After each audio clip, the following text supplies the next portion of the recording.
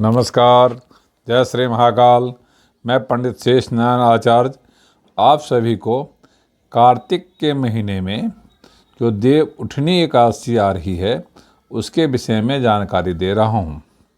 कार्तिक के शुक्ल पक्ष के एकादशी तिथि 25 नवंबर 2020 को आ रहा है। इस दिन प्रबोधनी यानी देव उठनी एकादशी का व्रत और व्रत विधान की चर्चाएं होती है। ज्योतिष शास्त्र मानता है, वेद शास्त्र मानता है, पुराण मानता है, वेद मानता है जो इस एकादशी का महात्म 24 एकादशियों में से सबसे महत्वपूर्ण एकादशी मानी जाती है। इस तरह से एकादशी की जब चर्चाएं होती है तो इसमें देव उठनी एकादशी का चर्चा होता है, अब निर्जला एकादशी का चर्चा होता है, हरसैनी एकादशी की चर्चा होता है। सभी एकादशियों को चर्चा होता है जिसमें दान का, पूजा का, व्रत का, सभी वस्तुओं का विधान का चर्चाएं होता है। और सबके अपनी अपनी जगह में बहुत ज़बरदस्त महत्व है।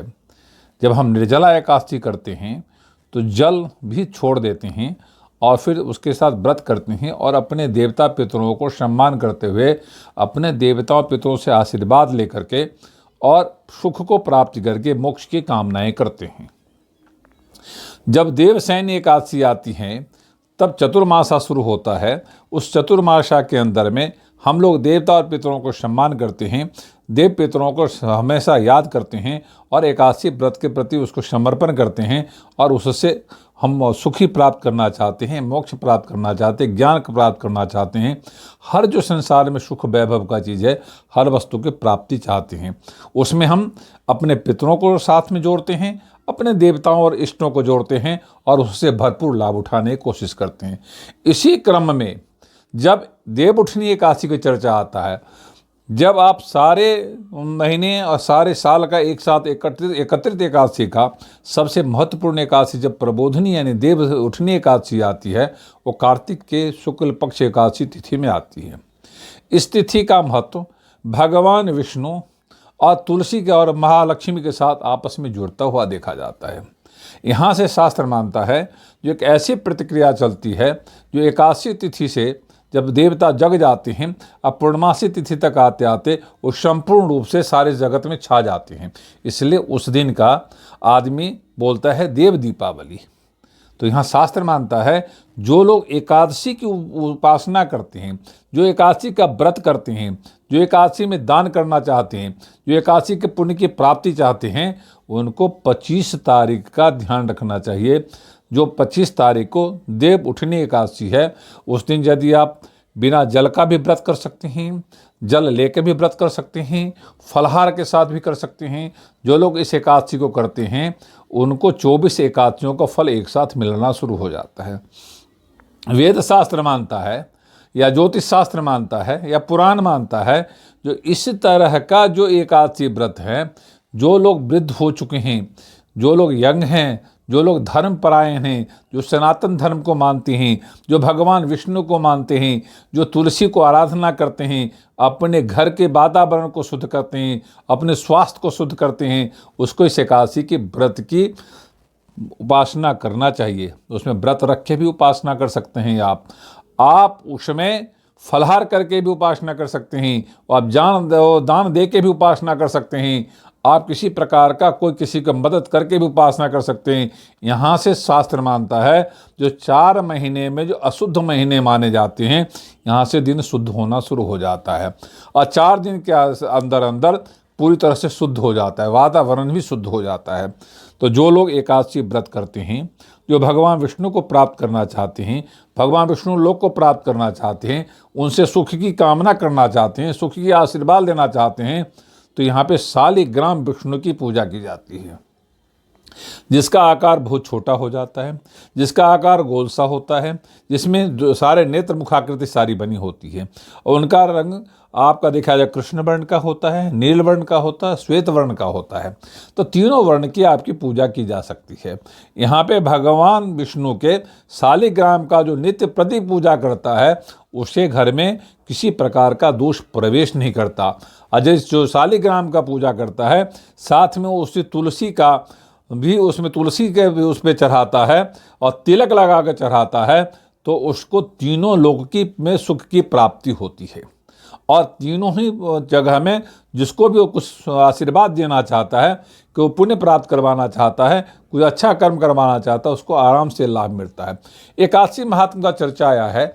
एकादशी एक ऐसा तिथि होती है जो यदि आदमी व्यक्ति करता है उसके मस्तिष्क तेज होता है, उसके हृदय में ईश्वर निवास करते हैं, उसके उदर में किसी प्रकार का रोग प्रवेश नहीं करता। तो 3 प्रकार का प्रखर पॉजिटिव प्रभाव आता है एकादशी व्रत, एकादशी पूजन, एकादशी महात्म का चर्चा करने से भी आता है। जो लोग एकादशी का यदि पूजन करते हैं, जो व्रत के विधान रखते हैं, जो 24 व्रत रखते हैं, जो 4 साल रखते हैं, जो 40 साल तक रखते हैं, उनको एक बार उद्यापन किया जाता है। तो उद्यापन करने के लिए सर्वोत्तम जो माना गया है, जो इस देवउठनी एकादशी में यदि इस वस्तु को शुरू करके समाप्ति करते हैं तो आपको संपूर्ण फल की प्राप्ति होती है। कहते हैं एकादशी का महात्म भगवान माता तुलसी से जुड़ता है, भगवान विष्णु से जुड़ता है, और आपके पितरों से जुड़ता है, और सभी देवी देवताओं से जुड़ता है, महालक्ष्मी से भी जुड़ता है। तो जो लोग इनकी उपासना करते हैं उनको अवश्य मोक्ष की प्राप्ति होती है। उनके पितृ जो किसी प्रकार से कहीं छूट फूट गए हैं, कहीं भ्रमित हैं, तो उनको भी मोक्ष प्राप्ति होती है, उनको भी स्वर्ग लोक की कामना जो रहता है वहाँ उनको स्थान मिलना शुरू हो जाता है। आपको भगवान जो शालिग्राम है उसमें 7 बूंद, 15 बूंद, 27 बूंद, 108 बूंद यदि आप गंगाजल के बूंद से अभिषेक करते हैं तो आपको एकादशी वाले तिथि में यदि अभिषेक करते हैं तो परम पुण्य की प्राप्ति होती है। आप यदि 27 बार या 27 पीस तुलसी का या 54 पीस तुलसी का, 108 पीस पत्ते तुलसी का उसमें तिलक लगा करके उस पर चढ़ाते हैं तो आपके घर में चारों प्रकार की सुख समृद्धि की कामना होती है। आपके लिए जो देवता होता है वो भी प्रसन्न हो जाते हैं, आपके पितर भी प्रसन्न हो जाते हैं, आपके समाज परिवार सबको सुखी करने के साधन आपके पास बनने लगता है।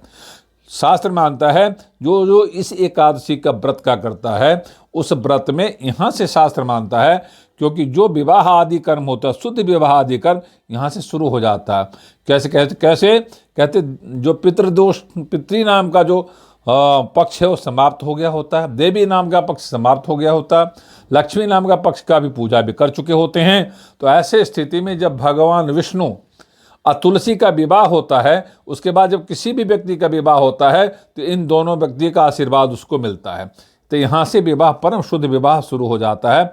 तो लोग समझते हैं जो देवउठनी एकादशी जो है ना, किसी तरह किसी भी साया, इसमें कोई दीन दिखाने की जरूरत नहीं है, इसको अनशुद्ध साया बोला जाता है। इस तरह से जब कोई व्रत करता है तो कहता है कोई 24 व्रत नहीं किसी कारण से नहीं कर पाता है, इस एक व्रत को भी कर लेता है, 24 व्रत का फल की प्राप्ति होना शुरू हो जाता है।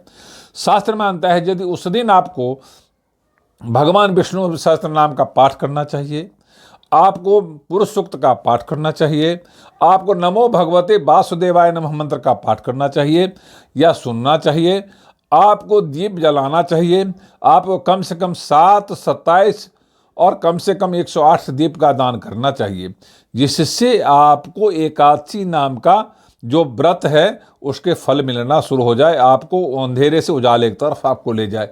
इस तरह से आपको फल का भी दान करना चाहिए, इस तरह से अन्न का भी दान करना चाहिए, इस तरह से आपको वस्त्र का भी दान करना चाहिए, इस तरह से आपको आभूषण इत्यादि का भी दान करना चाहिए। तो जो आपसे बन सके यथाशक्ति ही वो आपको दान करनी चाहिए।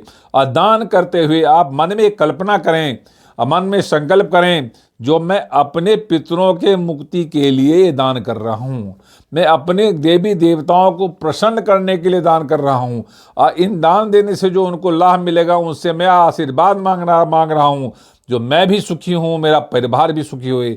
जो लोग ऐसा मन में कल्पना करते हैं, जो मन में संकल्प करते हैं, उनके भगवान विष्णु उनको आशीर्वाद देते हैं और उनके चारों तरफ वो परिक्रमा करते हैं।